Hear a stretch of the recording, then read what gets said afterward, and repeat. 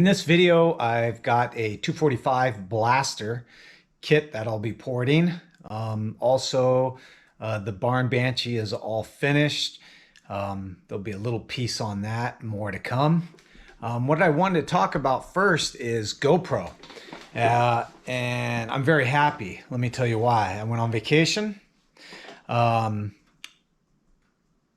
riding the Victory. Up in Santa Barbara on the 101, flying along on the freeway, the fast lane. Had a handlebar mount. It broke. The GoPro Max went face down in the fast lane and slid into the emergency lane. Now, you know the GoPro Max is a camera on both sides. And it flew off the handlebar. It doesn't matter what side it lands on, you're destroying a lens. When I got back from vacation, I contacted GoPro and said, hey, I broke my camera. Is there some way I can send it in to get it fixed? And they went through the whole, okay, what happened? Send us their serial number. And I sent it in. They contacted me back, all through email. And they sent a RA to send it in. I just printed it up, no charge, sent it in. They covered the whole thing under warranty. They sent me a brand new GoPro Max. And I'm no internet sensation, YouTube sensation. Nobody is following me. Nobody cares about my videos. But GoPro covered it under warranty and just sent me a brand new camera. I went out and I bought, before I even got the Max back, I bought a GoPro Hero 9 Black. I'm sorry, I can't remember a thing. But that's what I'm filming with right now. And I went and bought all GoPro accessories. They covered everything, but the mounts and hardware I was using to support the camera was the stuff you buy off eBay or Amazon. Mine was an Amazon kit. It was like 20 or 30 bucks. Came with like 50 different pieces. All crap. Now I'm buying all GoPro accessories and mounts. I'm not messing around. They took care of me. They didn't have to. I'm a GoProer for life. Everything GoPro, because they covered my camera that I broke on their dime. Awesome. I love them. So I got my GoPro Hero Max 9, GoPro Hero Max 360 back, and I'll be using it along with this GoPro Hero Black 9. Right now I'm putting together some alky carburetors. I'm porting another blaster cylinder. I've got some stock cylinders here, brand new,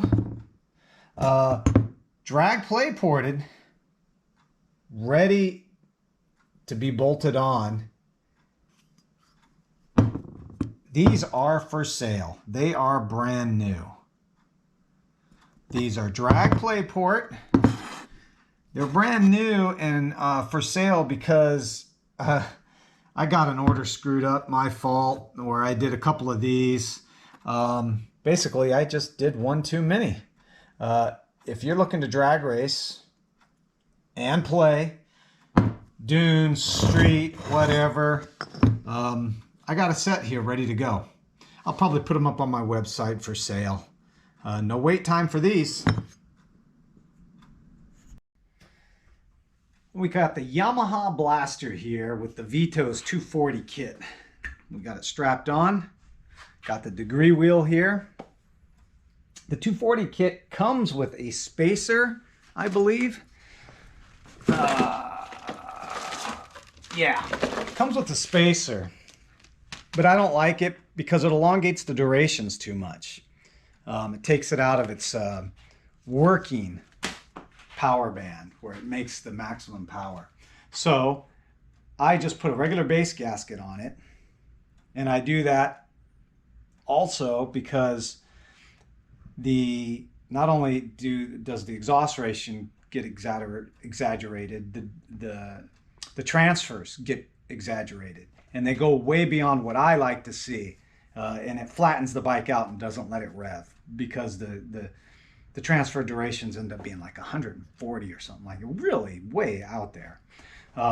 So I just using a paper gasket and setting the cylinder down. And I'm sorry, this is a 3mm overstroke.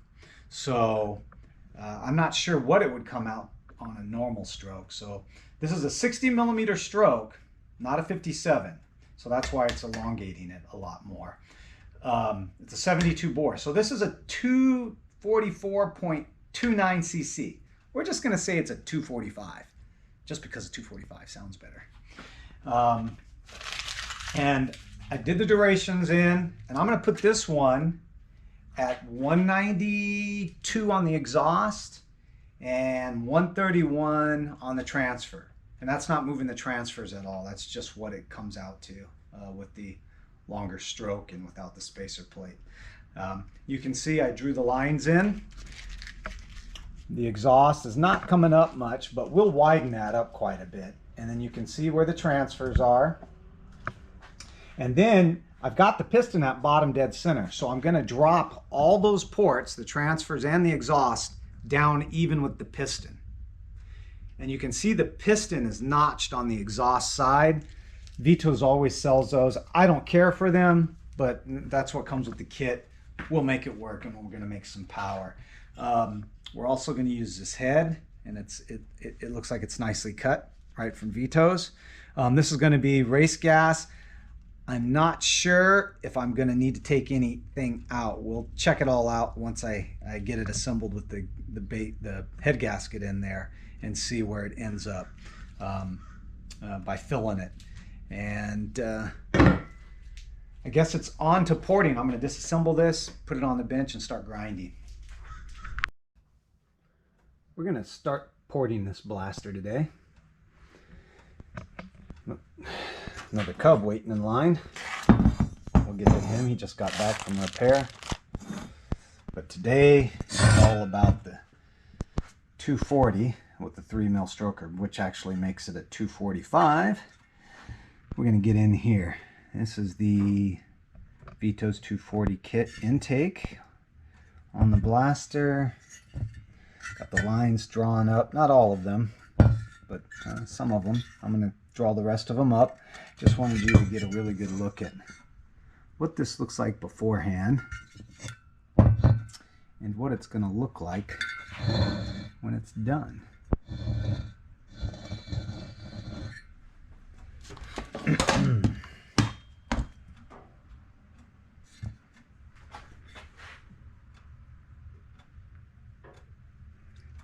All right, I'll get started.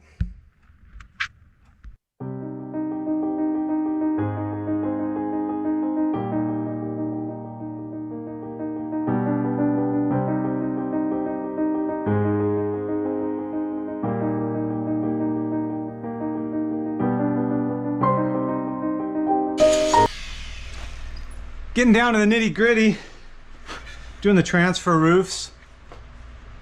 It's a lot of work on this little blaster cylinder. Can you see that?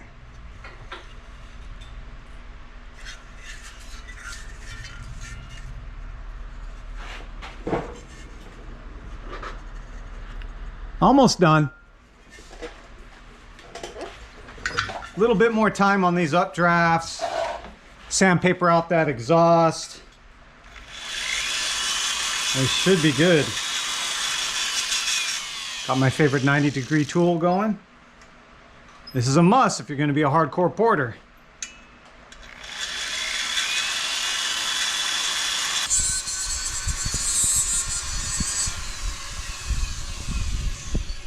Just finishing up the sandpaper on the exhaust.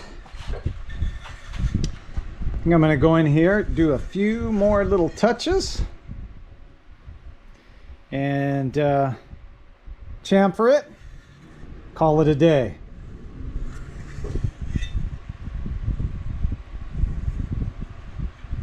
I'll show you the final when I'm completed.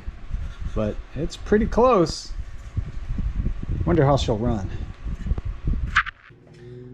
Okay, done with the 245 blaster cylinder. That's the 72 millimeter bore on the, what was it, 60 stroke? Because they're 57. I think that's right. But it comes out to 244 and some change. We're just rounding up and calling it 245. So as you can see, come on in. This is the porting all done.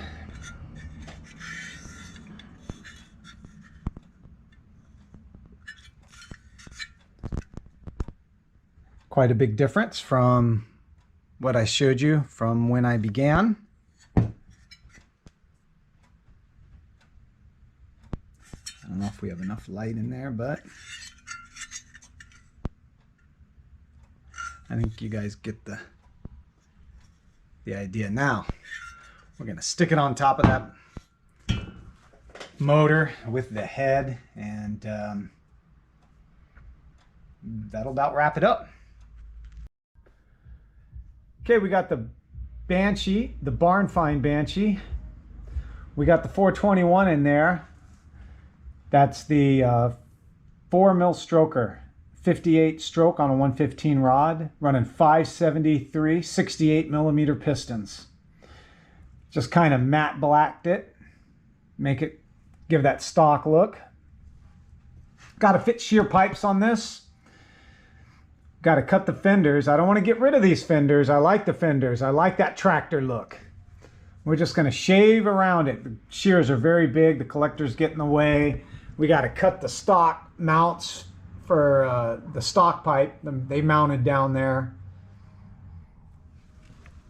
And we do that on both sides. I'll show you when it's done. Boy, that motor's pretty, huh? Just simple black. Okay, the barn find Banshee all together here. We're gonna slap on the carbs and the tank, and she'll be ready to run. Again, baby 421 driveline cylinders with that stealth head. So it's a 4mm stroke on a 68 millimeter bore. Got some sheer small bore end frames here. Tried to keep it a little stock by keeping those big goofy fenders on there. We are setting up the tank right now over on the bench because I don't trust that stock petcock to flow enough fuel.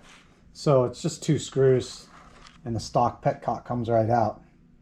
And the Banshee pingle for the stock tank will go on. And all we have to do is take the 2 holes, because it won't have a reserve. The pingle doesn't have a reserve. You just drill 1 big hole right here, and this will insert there. And we will grind it out with a porting tool.